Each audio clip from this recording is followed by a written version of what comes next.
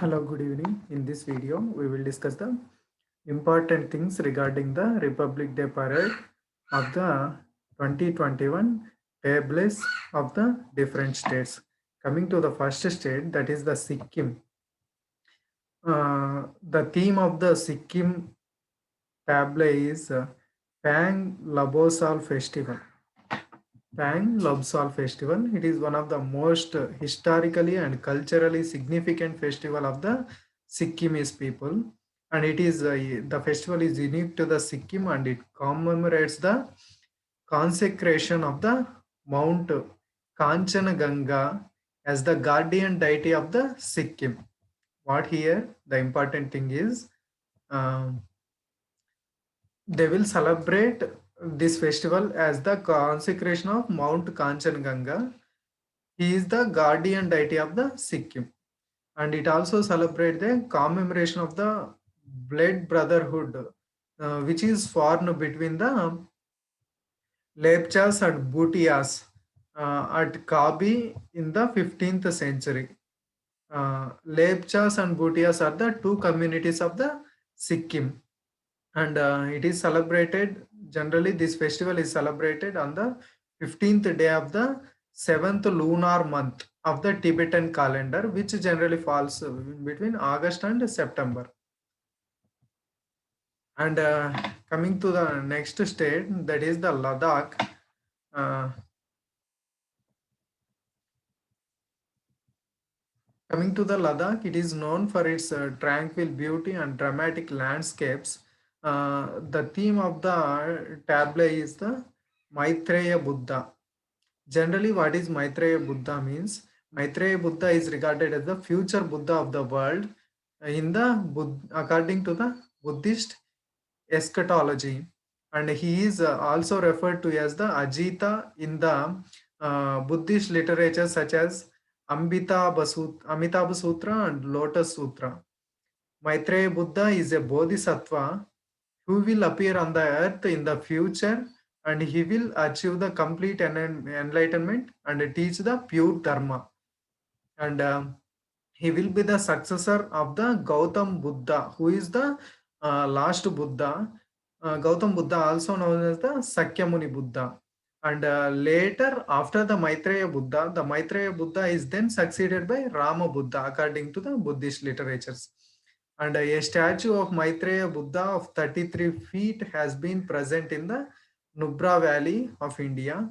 And coming to the other things regarding the Maitreya Buddha, uh, the tablet also shows the picture of the Tikse Monastery of the Ladakh.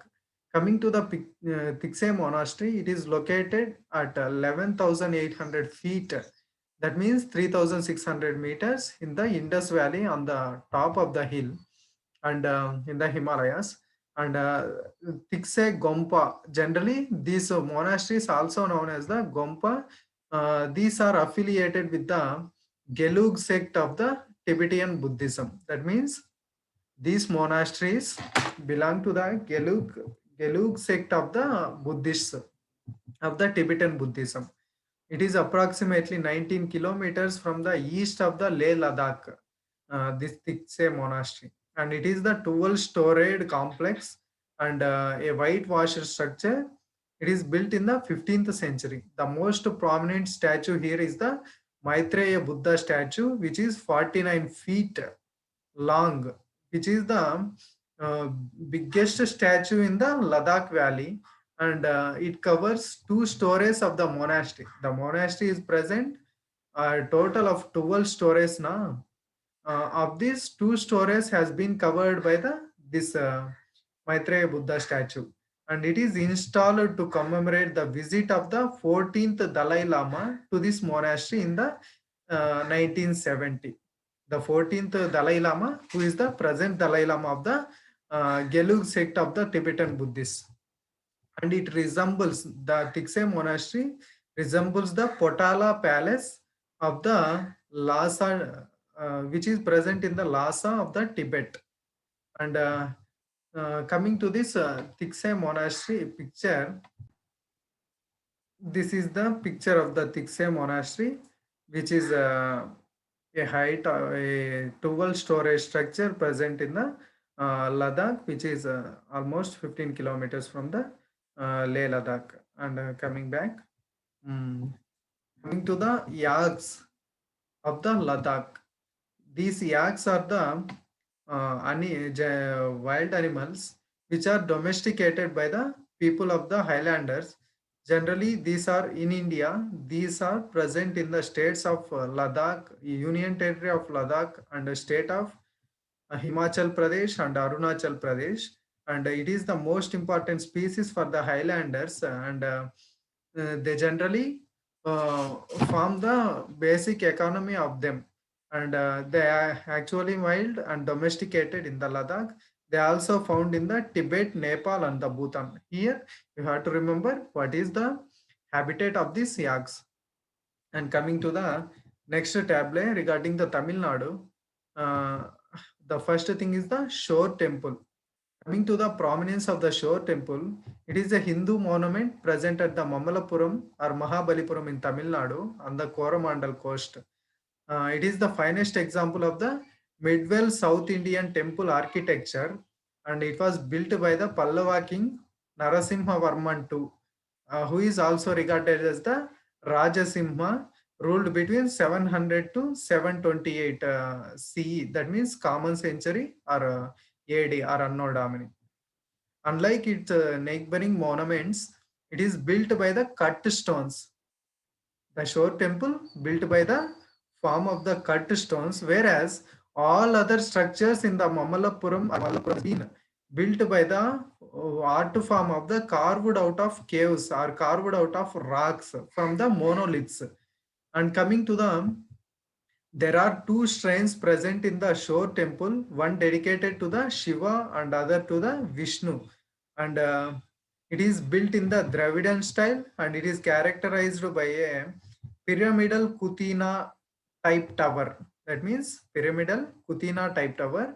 Uh, Coming to this pyramidal Kutina type tower, this is the Kutina type tower, and generally with the superstructure and the rectangular form of the shape, and here is the mantapa is present, and it is the base of the temple. This is the Kutina type tower. The superstructure generally forms the tower shaped stupa or shikara. Coming to the, here is the Shore temple. This is the Shore temple which we have seen. The other important aspects regarding the Tamil Nadu is the Pallava dynasty. Generally, the Shore temple built by the Pallava dynasty. That's why here the Pallava kings. The first Pallava kings has been ruled in the 3rd to 4th century AD, but the origins of them has not been discovered yet. Coming to the founder of the Pallava dynasty, there is no clarity about the founder of the Pallavas, but in 6th century AD, king called as Simha Vishnu or Simha Varma, who is revived the dynasty of the Pallavas. He is a Buddhist, and he occupied the Sri Lanka in his reign. And coming to the next greatest king, Mahendra Varma I, who is the most greatest ruler of them. And Mahendra Varma I, who is marked by the many architecture literally achievements. He lays foundation of the future and art and the culture of the South India. And coming to the capital of the Pallavas, that is the Kanchipuram. The temples built by the famous temples built by the Pallavas are Shore Temple of the Mahabalipuram and Kanchi Kailasnath Temple of the Kanchipuram. And coming to the, this is the territory. Coming to the territory, extends between the North Andhra to the south to the Kaveri River. North Andhra to Kaveri River in the south. And coming to the next important aspect, that is the coming to the table of the Gujarat. Uh, it shows the Sun Temple which is present at the Modera. It is present at the Modera, Mehsana district on the banks of river Pushpavati. And the assembly hall of this temple has 52 pillars depicting the 52 weeks of the solar year, and with carvings of the Ramayana and Mahabharata scenes has been present on these pillars. It was built in the 11th century, that is 10,027 AD, by the king Bhim I of the Chalukya dynasty, also called as Bhimadev. And coming to the components of the temple, consists of three components: Guda Mandapam, Sabha Mandapam, and Kunda. Guda Mandapam is a shrine hall, and Sabha Mandapam is the assembly hall, Kunda is the reservoir. And coming to the next thing, that is the Tippani dance. Tippani dance generally belong to the Gujarat. It is a folk dance, and here the Tippani, which is made up of two long wooden stick, which is generally 175 centimeters, that much, not important. And it is joined by a square wooden or iron block called as the garbo at the lower end for the support of the dancer. And the dance originated in the Koli community, and the dance originated in the region of Chorwad in the Saurashtra region of the Gujarat, and the dance exclusively performed by the women. And generally the music instruments are used are Jenj, Manjira, Tabla, Dol, and Shannai. For the generating of the music, they used the instruments such as Turi and Tali, and it is performed generally on the festivals and the wedding occasions. And coming to the next tableau of the Kerala, which depicts the choir of the Kerala. The theme is choir of the Kerala. The choir stands for coconut fiber. And coming to the naming of the Kerala, Keral means coconut. Keralam means land of the coconuts. The coconut fiber extracted from the coconut husks used in making of the choir. But with abundant coconut trees, Kerala became the ideal locale for the coir industry. Kerala having 60% coconut production and 85% coir products of the India. Generally, the important coir products are floor mats, doormats, brushes, and mattresses. It is organized by the coir industry, first set up in the Halapuja, the first factory set up by the Irishman who is called as James Darragh. The coir industry is the second most employing sector after the agriculture in the state of Kerala. The industry employs 84% of the women, provides employment opportunities. And coming to the next thing, that is the tableau of the Andhra Pradesh. Coming to the tableau of the Andhra Pradesh, it depicts the Lepakshi temple. This Lepakshi temple located in the Anantapur district of the southern Andhra Pradesh.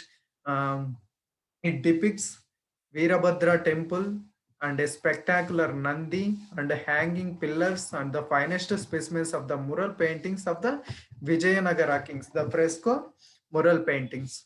Coming to the spectacular Nandi, it is a 15-meter height, 27 feet length, monolithic rocked out Nandi, which is the India's biggest monolithic Nandi. And coming to the temple, it is built on the low rocky hill called as the Kurma Asylum, which means tortoise hill, which is named after the shape of the hill.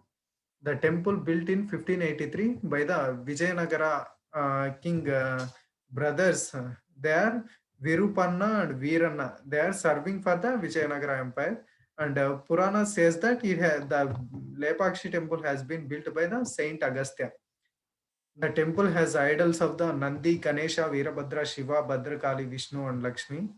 The name came from the legend of Ramayana, in which the bird Jatayu uh, uh, has been somewhat damaged by the king Ravana.